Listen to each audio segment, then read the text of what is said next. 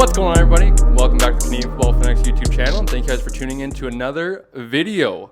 First installment of our Vancouver Island Raiders, BCFC, I guess I should say, post-game reports live from NDSS Q Stadium as we check in after a 18-13 victory on behalf of the Vancouver Island Raiders in their home opener over the Valley Huskers. Going to make this a regular occurrence as me and my broadcast partner, Noah Atnikof, made our broadcast debuts here today, calling this fantastic BCFC contest here. Very tightly contested matchup between the two teams with VI coming out on top. Noah and I are going to come at you guys for maybe about 5 to 10 minutes after every game we call to give you guys our post-game thoughts from the matchup. But before we do get to that, of course, if you guys are watching here today on YouTube, please feel free to leave a like on the video. Comment down below. Most importantly, subscribe to the channel. When you guys subscribe, press the notification bell. You guys will get notified every single time we go live or upload a video like this one. Before I bring in my broadcast partner here to join me, talk a little bit about today's game, we're actually going to be lucky enough to throw it over to our post-game interviews with both of the head coaches from the two teams here tonight. So let's send it over to head coach Sean Arabsky and then followed by head coach Bob Reese of the Valley Huskers. Coach, how are we feeling after that one?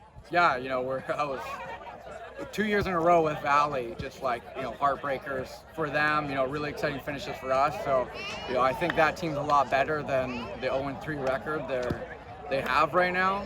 So it'll be interesting to see what they do to finish off the year. But, man, the fans were electric. I thought the players finished the game extremely well. All two phases played well. So it was a really, really good football game. Got to start defensively, obviously, defensive coordinator. Honestly, you could start in a number of different directions, a number of different players as well. But have to start with Israel Weitman, possibly playing through a little bit of stuff as well, but fantastic player. Now, obviously, leading the conference, 6 interceptions through 3 games. Okay. What do you got to say about him? Yeah, he's one of the best players in the league. And the one thing I was really excited, we've talked a lot him about with mental growth, about watching film and the mental preparation because he has all the athletic tools. And one of the picks came straight from just the mental game of preparation, knowing when he saw that play he was going to go get it. He's been special. 6 picks in 3 games. So. And another guy, Tanai Wisdom, showing up in a big time way. I think he's probably up to about 6 sacks, coming into the game with 3 sacks. I'm not too sure how many he's going to get credited with, but what do you got to say about him? Yeah, he's the closer for us, right? So multiple times I'm in the headset with Coach Shang just saying, tonight, so he was my game ball for the defense, and special again, another guy battling injuries, even left the game for a little bit, came back, and another really, really special player. Another very versatile player for you guys defensively. Sterling Henry made a number of plays getting into the starting lineup in a new position. What do you got to say about his impact here today as well? Yeah, again, special athlete. One of the fastest players on the team. We put him in a new position this week, like you said, and he was electric. So I thought he did a really good job. Just in the spot he was, and he blitzed extremely well and covered as well. Offensively, player of the game on both sides, you could argue, but Parker Mostrat making multiple big plays, multiple big catches. What do you got to say for his development for a guy that I feel like has a high ceiling or high floor, even higher ceiling? Yeah, he's one of the guys that we talk about that has a real chance to play in the CFL. And I think, we knew he could block, and he's going to continue his growth with that. But, just the sure hands over the middle, taking big shots, the toughness as well. He's really, kind of the heart and soul of our offense. So he played great. And I think Jupe, just really controlled the game. Again, another really efficient performance. So again, Parker and Jupe are our 2 game balls for offense. So I thought they really complement each other well. Yeah, and maybe a 2-part questioner. You can answer them as a whole, but I feel like the offensive line did a good job. And just, I guess, overall as a team, you guys sticking to the run game, imposing your will throughout the game, and really started to open up those holes into the 4th quarter and really starting to establish Ronde Lau in the run game. Yeah, it was a lot of adversity today. Our starting left guard got injured in pregame warm-ups, so he didn't even play, Caden Exner. So, Nolan kind of came in, as well as Brett Chappell, and, I thought Ronde did a great job really running the ball. Again, with adversity, Quintarius got kicked out of the game for doing something stupid, right? That's something we got to clean up as well, because that can't happen in a big game like this. But again, we lost 3 or 4 players throughout the game. Guys left the game, came back in. So, it was really a true football game with adversity and coming back from it. And Island Rivalry is going to start to heat up with you guys back-to-back with West Shore. What do you got to, what are your thoughts, going forward? Yeah, I mean, it's really going to dictate kind of playoff positioning when you play a team 3 times. And they're obviously an extremely talented team. They beat the Valley team by 30 points or 25 points when they played. They just played Oki extremely well. So I'm excited to kind of watch the film and see what they did. They've got that West Shore team. They're performing extremely well. So I expect the next 2 games to be a real physical contest. What takeaways from a positive perspective can you come away with after this one? Again, I think we are improving every week. We're getting closer and closer, but we got to find ways to do the little things. There's opportunities that we left out on the field for sure. And then on the flip side, defensively, we gotta make those critical stops when we need to. I think we had a big mistake in the first half that resulted in a 6 points. So those are the little things. We're playing a great game defensively. We allow a big play. So. Back to meetings, to film, to improving and getting ready for our next opponent. I know I chatted with you pregame about very talented running back in Jawad Harb. He was very fantastic for you guys today. What do you got to say about his performance? Yeah, I thought he ran the ball hard. We had been preaching all week about pad level, getting behind your pads, initiating those contact moments where it is unavoidable, and I thought he did a great job of that tonight. I think he lowered the pad level. He brought the boom. He was tough to bring down, and that's the type of running that we're going to need to continue to have from him. And then more of the same from Keyshawn Dorsey, as I was quite impressed with him, with the athletic ability, his dual threat ability. What do you see from him maybe taking another step in his development as well? Yeah, Keyshawn, again, he's a super athletic guy. He's able to do things. He's able to extend plays. He's able to do that. It's just nailing down the little things, continuing to improve, continuing to make the reads. He's a talented kid, and he's going to make a lot of plays. We gotta nail down. And as an offense, not just on the quarterback, obviously, as an offense, we need to be executing at a higher level. Another terrific player for you guys. Once again, a familiar face. Raiden Maston was all over the field for you guys. We talked pregame once again. Just what do you got to say about him and his leadership?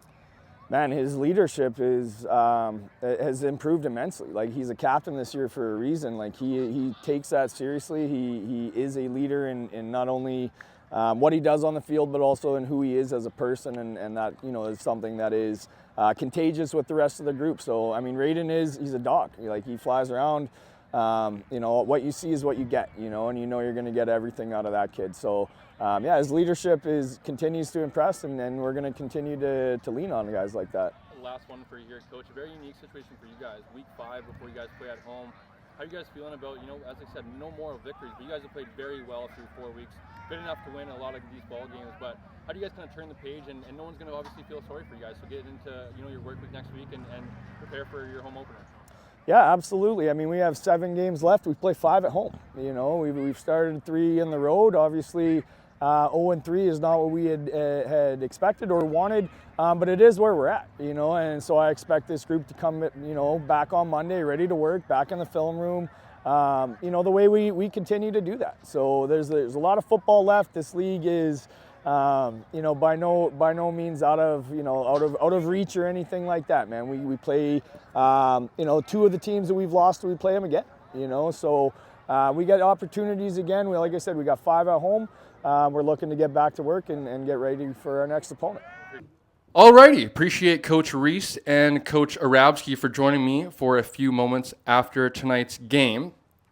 18-13 Vancouver Island Raiders victory. As I mentioned, a very back and forth contest, both teams throwing punches, and to be honest, a very tightly defensive contested matchup here tonight. So I actually want to bring in, as I mentioned, one Noah Atnikof, my play-by-play man here tonight for the rest of the season for the Vancouver Island Raiders, to chat a little bit about the game. So we're going to do a little bit of a Chris Collinsworth slide here, bringing my main man in here, chat a little bit about the game. So Noah, current quarterback coach, offensive assistant for the Vancouver Island Raiders. We're going to get a little bit of his perspective on the game from a Raiders perspective and just over his overall thoughts from the game. But before we do, Noah, as I said, buddy, living a little bit of your dream, making your debut, I got to ask you that first. How was that overall, and just how you feeling? Cole, like I said to you before, this was a lifelong dream of mine to call games at a high level of football, doing play-by-play commentary. So for the rest of my life, man, you're going to be in this memory for me. Absolutely, buddy. I'm looking forward to it. So 18-13. Defensive sided matchup here today with only the few touchdowns from the Vancouver Island Raiders standpoint. But let's start offensively before we get into the defense, which really took over today's game. Is there any standpoints that maybe you want to start with from the Vancouver Island Raiders? On the defensive side of the ball, Cole, I would go towards probably say Sterling Henry had a terrific game for the VI Raiders. He's got a ton of speed. He is one of the faster players on the VI Raiders. I might argue he's the fastest player on the VI Raiders, and he did a really good job chasing down a really athletic quarterback in Keyshawn Dorsey. I was really impressed with what Sterling Henry brought to the table today. As well, I wanted to talk about Tanai Wisdom on the defensive line. Tanai did a amazing job today. We talked about Quintarius getting kicked out of the game early because of some foul play and rough force play. I thought Tanai came in there and they probably had a plan for Quintarius. It's hard to double team both of them. They can only double team one. So Tanai was getting the brunt of the double teams. He took those double teams on. And when the game was on the line, when all the chips were pushed to the middle on third down there, Tanai Wisdom ended the game and called match. Tanai Wisdom called game and dropped that mic. Tanai Wisdom, I thought he was fantastic all night long. He had 3 sacks tonight or 4 sacks tonight. Sean Arabsky says he had 4 sacks tonight. That's a whale of a game for Tanai Wisdom. Yeah, absolutely. Start with Sterling Henry. Fantastic performance from himself as he gets thrust into a new position, starting at the linebacker position here tonight. Tanai Wisdom, as you mentioned, 3 or 4 sacks, going to put his total up on the season to either 6 or 7 as he entered this contest with 3. I'm going to give one of my game balls here tonight to one Izzy Weitman, a guy that continues to make his impact felt.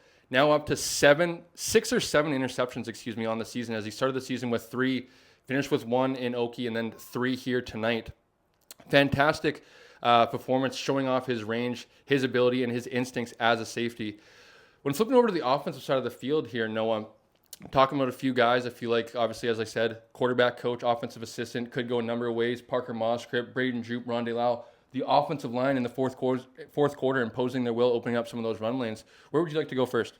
Well, I'm going to talk about a guy that's one of my favorite players on the Raiders. He doesn't get nearly enough credit, but I thought Parker Moscrip, the most versatile player on the Raiders, he plays that H-back, tight end, inside receiver position for the Raiders, and I thought he did an amazing job in the blocking, in the run game, but more importantly, he had his best day as a VI Raiders receiver. Parker Moscrip going over the middle on those deep overs, Cole. He had, I think, 6 or 7 really tough catches, contested catches in traffic. He got licked hard a couple times by the safeties and the defensive backs of the Valley Huskers. I thought Parker Moscrip had an unbelievably well-played game for the VI Raiders.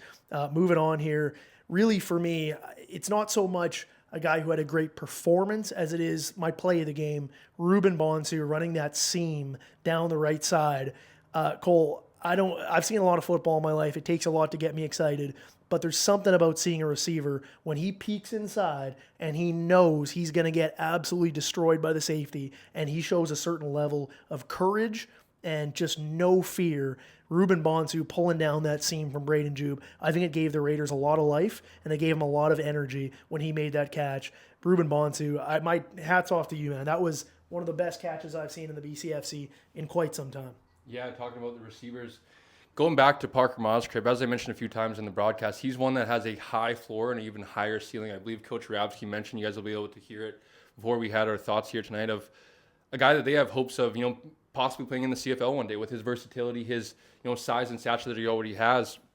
Lucky enough to be blessed with a guy to keep an eye on. Only in his 3rd year of eligibility, going to continue to get better as he gets into his 3rd, 4th, and 5th years here in the BCFC. I now want to pivot a little bit as you talked about some of the receivers here with, as I talked about, running back Ronde Lyle and that offensive line imposing their will. We talked a little bit about it throughout the broadcast here today of Coach LeBurge not being afraid to stick to that run, continuing to, give carries to Ronde Lyle. And maybe in the first half and even in the 3rd quarter, we were starting to get a little bit restless, up here in the booth of, what's happening. But come the 4th quarter, imposing their will, that defense starting to get a little bit tired. They were able to start opening up some of those run lays, and Ronde Lyle was very effective in the 4th quarter specifically. Absolutely. Ronde Lyle, I think the biggest surprise for me was the power that he was able to run with. Ronde Lyle's been a guy who most of the time has been known as more of a speed back, an elusive back. His ability to put his head down and get the tough yardage late in the game with power and determination and intensity was really what was a surprise to me, and a pleasant surprise at that. Yeah, for sure. So one guy that I think we're going to have an interesting conversation here to kind of end our Raiders talk here is quarterback Braden Jupe. I think a very modest evening. Didn't do anything special per se, but did his job overall. I know a few times he unfortunately turned over the ball on some balls that he would like to have back, but at the end of the day, he put his team, in position to win. And, I feel like probably a good spot for them to be in as a team of, high on the victory, but not too high, with lots of things to improve and work on in the future. Yeah, definitely. I think Braden is a guy who's really hard on himself, and that's what we really respect about him with the VI Raiders, is that he's his own biggest critic. There's no cockiness. It's just a confident, steady flow with Braden Jupe, and he's hard on himself. And I think if Braden, when he looks at the film, he's going to see some missed opportunities on deep shots. I think deep ball accuracy is something we're going to have to continue to work on here. Him and Ruben Bonsu continuing to build that trust and connection and familiarity on the deep ball. I think the other thing, too, was that one interception. That one he's going to have nightmares about, but I'm not going to give him too much of a hard time about that. He's his own biggest critic. I don't need to remind him of that. He did make some really big-time throws. Valley rushed 3 and 4 for most of the game. They didn't blitz him much. And Braden, what I was really impressed with, Jupe did a great job of extending the play, keeping his eyes downfield, finding guys downfield, allowing his receivers to uncover. That, to me, was a nice added dimension to Braden Jupe's game. So, first game of our career over with. Now the Raiders and ourselves will pivot to a matchup with the West Shore Rebels here in a back-to-back. Raiders hosting them here at home first, and then traveling down the Island Highway to take them on in Langford. How are you feeling, I guess, moving forward from a Raiders perspective? They're able to get this win, get to 2-1, and now they host a very tough West Shore Rebels team here next week. Yeah, I think as a football team, we were at a point now where it was either we were 1-1, coming off blowing out the Kamloops Broncos and then getting our asses kicked by the Okanagan Sun in the Apple Bowl, and it was a question of, are we going to go here or are we going to go here? And I think the Raiders did a great job of answering the call today and getting that win over a really tough Valley Huskers team that we talked about, Cole. That is not an 0-3 football team. That's a football team that's had some tough matchups against the Langley Rams, against the West Shore Rebels, and now the VI Raiders, 3 teams who could very well be playoff teams in this conference. They are not an 0-3 football team, and they didn't play like it tonight. They gave the Raiders all they could handle. I think from the Raiders' perspective, it was really good to get a test like the Valley Huskers. That's a real football team, and they gave the Raiders all they could handle tonight. The Raiders came out on top, and as we know, Cole, next week, you can have the greatest year you can imagine, but if you don't win that rivalry game against the West Shore Rebels, nothing really matters. So a big test coming up next week against the West Shore Rebels. Yes, Battle of the Rock live here from NDSS Q Stadium, where Noah and I potentially will be on the call, as that is still a little bit of a TBD with some situations still being worked out. But Noah and I, speaking for Noah, had a ton of fun here tonight with our first debut broadcast here in the BCFC. If you guys are tuning in and were able to tune in, maybe able to check out the replay on the BCFC YouTube channel, please let us know. Let us know on our social medias. You can find Noah. I'll leave his social media handles in the description, as well as our Canadian Football Fanatics platform. Let us know how we did. Love to hear some of the rant, raving, and reviewing from our broadcast debut. But Noah, buddy, I appreciate you for joining me. I'm looking forward to next week and the rest of the season, as I'm going to stay around and talk about the Valley Huskers. Alrighty, Fanatics, back at it again to finish up our post-game report here after the VI Raiders won 18-13 over the Valley Huskers. And the Valley Huskers are who we're going to touch on a little bit here. Talked a little bit about it with Coach Reese following the game, and these moral victories, they're kind of hard to, I guess, take home with you after a long road trip back home in a losing fashion. This team, make no mistake about it, is much better than their record indicates at 0-3 with tough losses to the West Shore Rebels, Langley Rams, and now the Vancouver Island Raiders here tonight. But to get to a little bit of a positive, starting offensively, I guess we could say, is Jawad Harb looked more like Jawad Harb of last season, and week 1 for the Valley Huskers was very effective here for the Huskers tonight. Not only being able to run the ball hard between the tackles, but make defenders miss, get those extra yards, put his team into manageable situations moving forward. I mentioned during the broadcast, there's quite a bit of talk about some of the other backs throughout the conference. And for my money, I believe Jawad Harb doesn't get talked about enough in terms of being up there with some of those elite backs in the conference. I think Jawad Harb deserves to be in that conversation overall.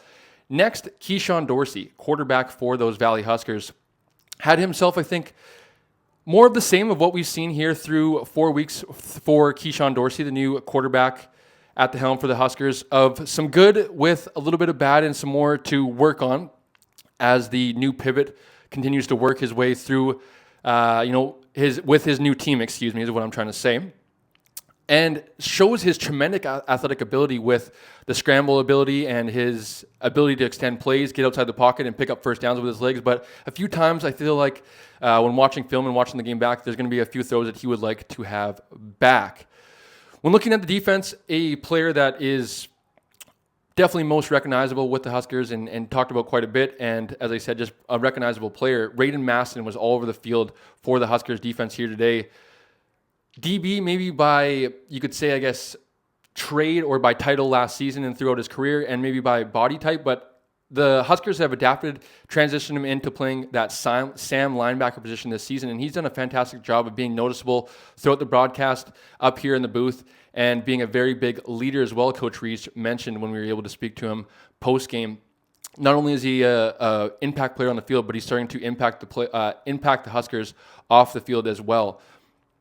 Defensively, I feel like the Huskers are going to come away from this game. Coach James Moore, DC for the Huskers, are going to come away pretty satisfied.